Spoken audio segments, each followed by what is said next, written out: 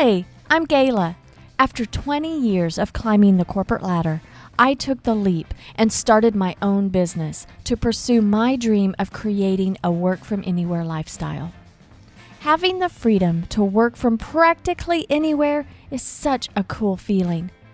You're in the right place if you're looking for ideas and inspiration to start and grow your own online business. Every week in this podcast, you'll receive practical ideas, hints, tips, and tricks to help you grow your online business where you can leverage your time and you can accomplish more.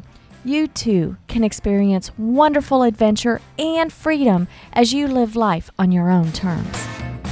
Hello there and welcome to another episode of the Gayla Scrivener Show. I'm so glad you're here because today we're going to talk about how to make the most of attending online events. Online events are not new by a long shot, but they are certainly more prevalent this year, sparked by the coronavirus pandemic.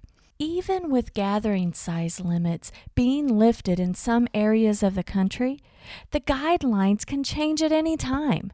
This makes many extra cautious in planning for events and that have been traditionally been held in person. Although it's a concern that they would have to go through all the time, the effort, and the expense in planning a live event with the fear that it may have to be canceled, many event organizers don't even want to risk the chance or have the responsibility rest on their shoulders of the possibility of what if it were my event that was the source of exposure and spread of the virus. They just don't want that.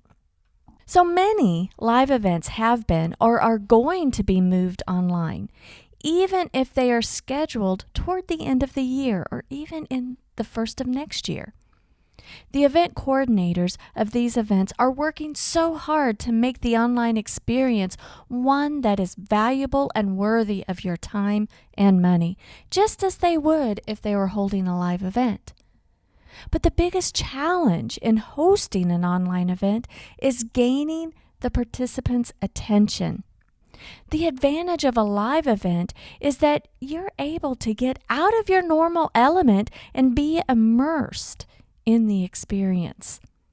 Not so much with an online event. You're still either at home or in your office, and the things around you are the same. There's not that physical separation and experience that will jolt you out of your ordinary routine. Now, by far, having face-to-face interaction with fellow participants really enriches the whole experience. So, if we aren't able to meet face-to-face for our favorite events, does this mean that they are less valuable? No, absolutely not. Now, why do we go to an event in the first place? First, it's probably because of education. You're going to learn something. Second, you'll be inspired to act. And third, community. You are in a place with like-minded individuals wanting to learn the same thing, and collectively you'll be inspired to act. That's why we go to events in the first place. And all three reasons why we go to these events allows us to grow, whether it's personally or professionally, or most likely both.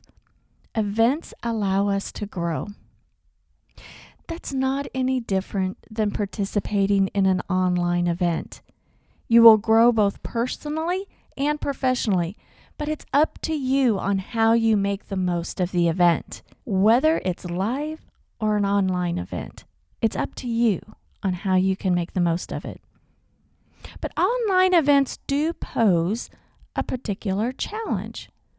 So, here are 5 ways you can make the most of attending online events. First, book it on your calendar. As soon as you sign up for that event, block the time out on your calendar. Make it a priority. Make it important. Just as you would for a live event, you will need to plan time away from your office. And you are arranging your client appointments and work obligations around the event. So if you have a live event and you're putting it on your calendar, you have to arrange your regular work around that. Place the same importance that you would a live event to any online event that you sign up for. Whether it's a free summit, an association conference, or an online influencers event, place that event high on your priority list and put it on your calendar. Even if you don't have to travel to an event, go ahead and book some time around the event and for something that I like to call virtual travel time. Booking time before and after the actual online activity is very helpful and time well spent. Beforehand, book that time for that virtual travel time. That is the time that you can get out of your office mode. Even if it's just an hour beforehand, make sure your systems are working. Peruse the online instructions to see if there are online chats or communities available. Some online events have Facebook groups or LinkedIn groups to encourage conversations. Others may use something like Slack or other tools to spark a sense of community. If the event has such offerings, before it begins, make sure you do everything necessary, all the necessary steps to join the group or to log in and be ready for conversation. A lot of times the conversation starts before the event. So use your blocked time, your blocked virtual travel time to get mentally ready and excited about the main event. Learn about the speakers and other participants by reviewing their websites. Get yourself mentally prepared. Scheduling and blocking time after the event is equally important so that you may put into action and implement the ideas that you have learned. Number 2, turn off distractions. This is done obviously during your pre-event block time. Turn off distractions like email notifications, social messaging, texts, all of that stuff. Anything that pops up onto your computer or onto your phone that could distract your attention during the event, turn those off. Make your computer desktop as clean and clear as you can possibly make it. You don't want to have that tinge that you should be doing something else besides attending the event. It's so easy to get distracted. So turn off those. As you would with a live event, add an out-of-office autoresponder notification in your email system. Put your phone on silent or night mode so that you'll be sure not to be disturbed during the event. Prep your family, your clients, and coworkers prior to the event that you'll be out of the office for that particular time and you cannot be disturbed. Get your mindset like you are going to be physically at a live event. Make it to where you are only concentrating on the event while it's happening. Number 3, go to a different space. You will want to make the online event a special part of your day, or in the case of a summit, a special part of the days the events take place. Because staying in your office or your home office or whatever can pose distractions of feeling like you should be working on maybe your client work or your other things, go to a different part of the house if you're working from home. Or find your own conference room away from the stuff normally staring at you at your desk. Because live events are great because they get you out of your normal element, make the effort to take yourself out of your normal element. It will make the experience more meaningful. Grab your laptop or your tablet or both and set up your online event space to make it comfortable and conducive for learning, and to allow you to be in the zone of concentrating on being in the event with the goal of having no interruptions during that time. Plan before the event on where this special place will be. Heck, for some, it may be worthwhile to book a hotel room for a day or two for a solo mini retreat, just for yourself. Maybe reserve a conference room at a library or any space other than your normal office space. Use your pre-event virtual travel time, as I spoke of before, to get you set up for your special event space. It'll get you mentally in the zone. Number 4, take advantage of the chats available. Although all live events have such a wealth of information and learning opportunities available, the real value of any event is the networking. Meeting new people creates a wealth of new opportunities. Events allow us to be placed in a room full of like-minded individuals. It's wonderful. Being face to face, you most likely will strike up a conversation with someone you meet, whether it's chit-chat with the person next to you or mingling during happy hour. You're bound to meet someone that you'll want to get to know better. Attending an online event, you'll need to overcome the feeling of isolation.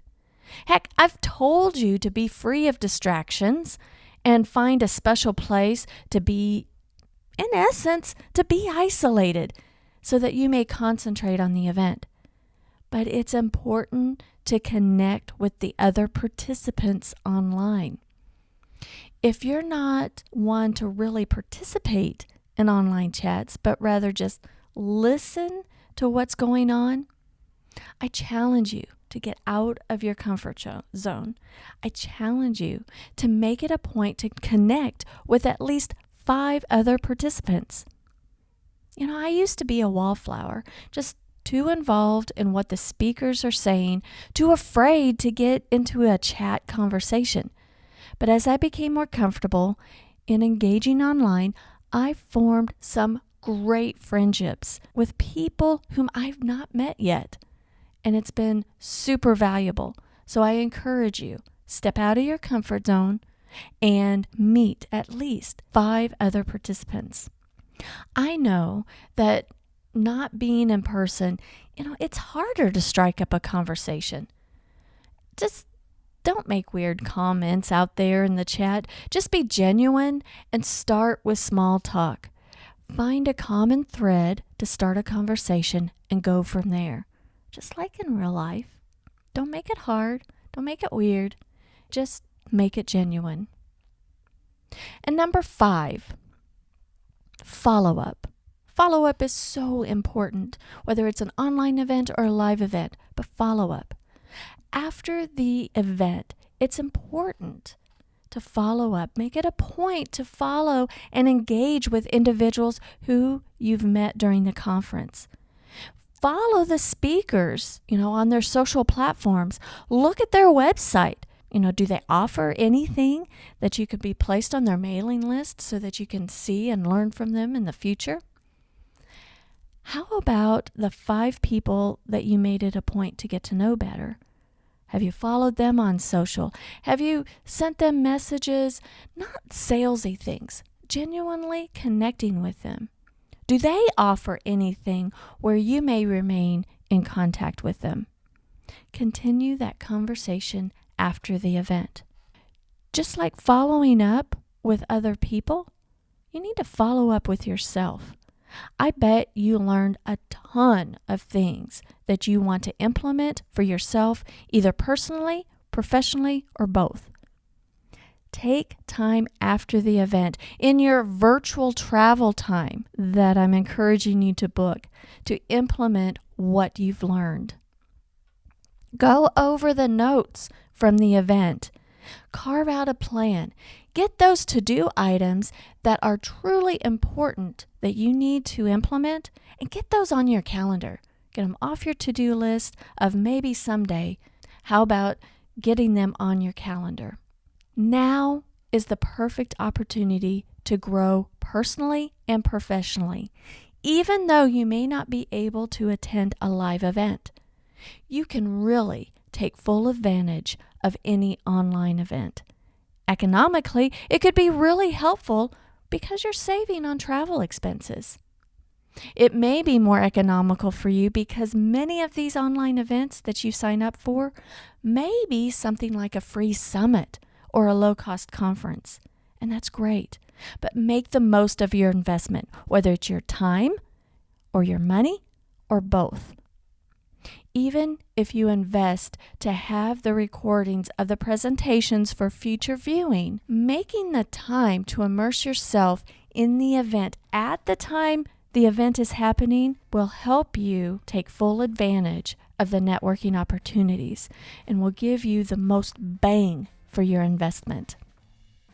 Well, I do hope that you found this episode helpful, and I do hope to see you soon, as I'm hopeful that our paths will cross soon, whether we're attending the same online event or someday attending the same live event.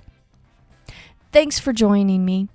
And if you haven't done so already, I'd love it if you'd subscribe in your favorite podcast player. Until next time, have a fantastic week.